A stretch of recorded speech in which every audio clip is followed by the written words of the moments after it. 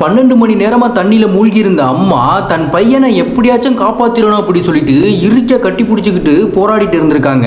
ஆனா லாஸ்டா அங்க என்னதான் நடந்திருக்கு அப்படி சொல்லி தெரிஞ்சுக்கிறதுக்கு முன்னாடி இப்பதான் நம்ம வீடியோ ஃபர்ஸ்ட் டைம் பாக்குறீங்க அப்படின்னா நம்ம வீடியோக்கு ஒரு லைக்கை போட்டு விட்டு நம்ம சேனலை சப்ஸ்கிரைப் பண்ணிக்கோங்க. இந்த சம்பவம் 3 நாளைக்கு முன்னாடி மத்திய பிரதேசத்துல ஜாபால்பூர் அருகே உள்ள நர்மதா நதியில தான் நடந்திருக்கு. அந்த நதியில போட்டிங் போயிருக்காங்க குடும்பங்கள் குழந்தைகள் அப்படி சொல்லிட்டு. எப்படி பார்த்தாலும் 30ல இருந்து 40 பேர் பயணம் செஞ்சிருக்காங்க.